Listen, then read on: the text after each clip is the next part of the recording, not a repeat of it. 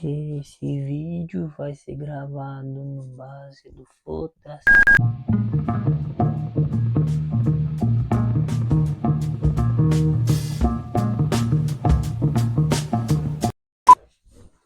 Caralho, quase derrubei água. Fala pessoal, tudo certinho? Geralmente esse tipo de intro não funciona, acho que muito mais no mundo. Eu sou o Carlos Mateus, dono do canal Delírio e Deslumbre, na verdade Deslumbre e Delírio.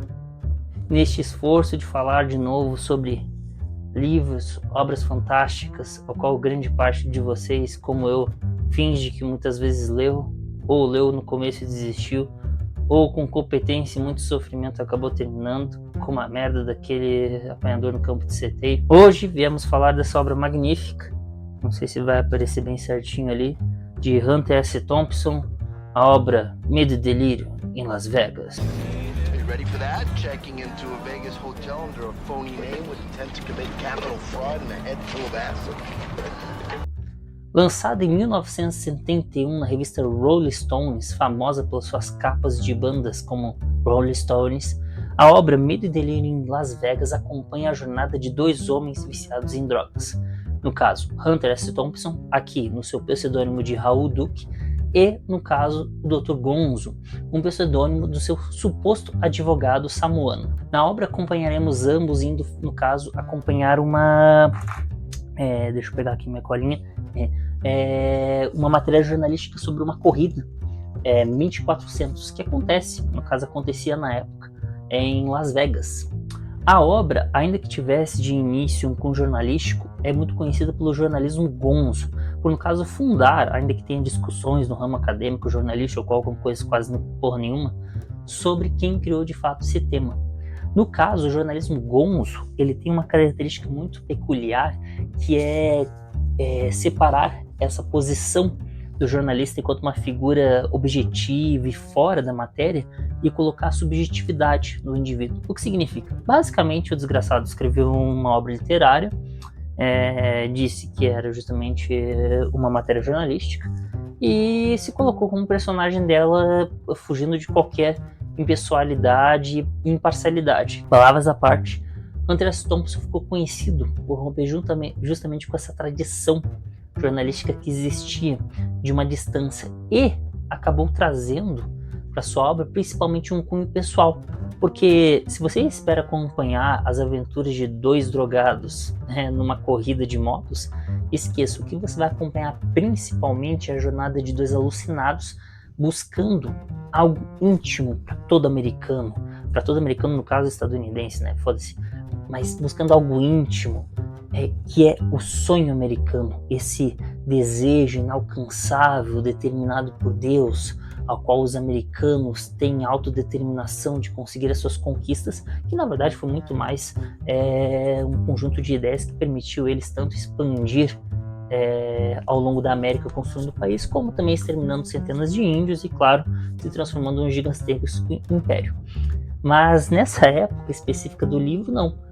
Hunter S. Thompson acaba retratando principalmente essa busca a partir de Las Vegas pelo sonho americano, essa autodeterminação que a partir do seu próprio esforço, como por exemplo estou fazendo agora gravando, o indivíduo possa adquirir suas riquezas e conquistas e com isso atingir os seus objetivos, que é grande parte do pragmatismo americano, que é fundado numa filosofia em que o indivíduo deve buscar seus resultados a partir do presente e não idealismos ou a formação metafísica de ideologias, não, de moral. Americano geralmente não liga muito para isso, o que importa é ganhar dinheiro e basicamente dar certo, e eles não estão muito errados. Ao mesmo tempo que vai atrás desse sonho americano, o personagem constantemente vive à base de drogas, e a quantidade de drogas é absurda, qual eu não vou citar aqui, porque eu não sei qual é a lei de restrição do YouTube. Com bom vagabundo, eu não acabei pesquisando nada sobre isso, mas basicamente ele vai atrás desse sonho usando grande quantidade de drogas e descreve o cotidiano das aventuras diárias que ele tem nos cassinos de Las Vegas, das figuras pitorescas que estão lá, e usa isso muito como ponto de reflexão.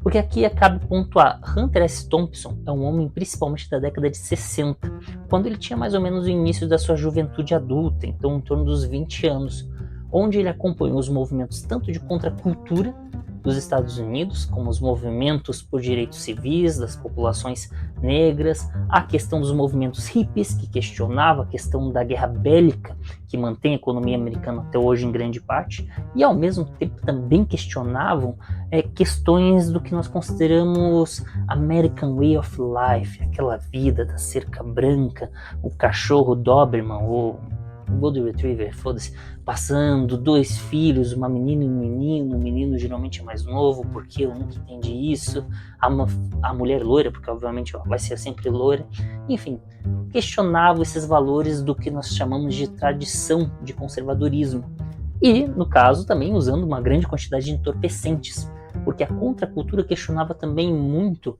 a questão da consciência do indivíduo, e veio caras como Timothy Leary, que eu não lembro o nome do cara certinho agora, e não estou conseguindo ler minha cola devido à falta de óculos, que falavam que com LSD você vai extrapolar sua consciência, atingir novos níveis de existência, quando na verdade acabou causando muito mais danos sociais e problemas sérios de saúde em um país que obviamente tem um sistema privado até hoje, medicinal. No caso, Hunter S. Thompson pontua Las Vegas como um grande delírio, e até o nome fala isso no livro, desse sonho americano, mas sua faceta mais deplorável e que apresenta essa grande hipocrisia do sonho americano, que é, no caso, o fato de que os indivíduos não conseguem muitas vezes adquirir a partir do seu esforço aquilo que eles desejam. Pelo contrário, muitas vezes a maioria das pessoas estão relegadas a trabalhar em serviços extremamente medíocres e viver suas vidas como podem. Ao mesmo tempo que, ao invés de produzir uma materialidade de consumo que vai gerar um bem-estar a eles, vivem muito mais o seu dia a dia consumindo aquilo que podem e, no final das contas, não conseguem nenhum tipo de conquista de fato. E aqui vem um contraponto de rompimento que o Thompson está pontuando. A sociedade americana conservadora, que é o ideal desse sonho americano da família, do homem correto com o carro, ela é hipócrita. Por quê? Em primeiro lugar, Las Vegas, como esse centro, também tem essas famílias, esses indivíduos que consomem, mas aqui principalmente consomem nada menos do que um vício, como os drogados, que eles acabavam muitas vezes criticando na década de 60, visto o próprio Hunter S. Thompson, que é um usuário ativo de drogas, mas ao mesmo tempo vê esse vício dos cassinos como algo semelhante a ele. Uma espécie de delírio, qual os indivíduos ficam presos constantemente por gozo e desejo, que é o que todos nós em alguma medida buscamos, e ao mesmo tempo, no final das contas, esses mesmos indivíduos julgam pessoas como Hunter Thompson, um homem que é conhecido tanto no ramo jornalístico como literário por ser uma figura hedonista, ao mesmo tempo também muito golpista e de uma moral pessoal um pouco questionável. Mas, sem dúvida, um homem que tem uma certa visão crítica ao mundo de indivíduos que utilizam muitas vezes do poder também para subjugar outros, como no caso da violência policial, muito comum a partir da década de 60, contra os grupos de contracultura e também contra indivíduos que não se agrupavam aquilo que nós chamamos de sujeito ideal, e vocês entendem o que eu quero dizer nessa hora. E ao mesmo tempo também com esse questionamento pontuando Las Vegas como a grande hecatombe do sonho americano. Por quê?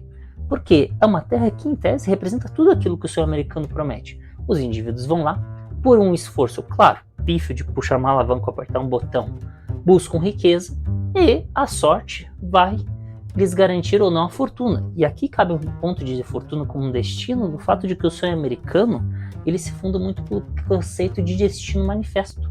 Os americanos terem o direito de conquistar esse sujeito diferente que fugiu das impurezas da Europa aristocrática e monárquica, que buscou pelo seu próprio trabalho adquirir riquezas. E eu sei que parece estranho para nós um contexto de que a aposta poderia ser visto com isso, mas veja, não existe desvínculo dos americanos de ganhar dinheiro com trabalho muitas vezes. E por causa disso, nessa sociedade, justamente o que acontece é que apostar também, em algum sentido, é um esforço. E aí vem a grande armadilha, porque enquanto os donos de cassino, que vieram de Cuba depois da Revolução e fundaram Las Vegas no meio do nada, já com objetivos, fundaram Las Vegas com objetivos tórpidos, acabam, por causa disso, ganhando mais riqueza enquanto você produz uma nova leva de viciados.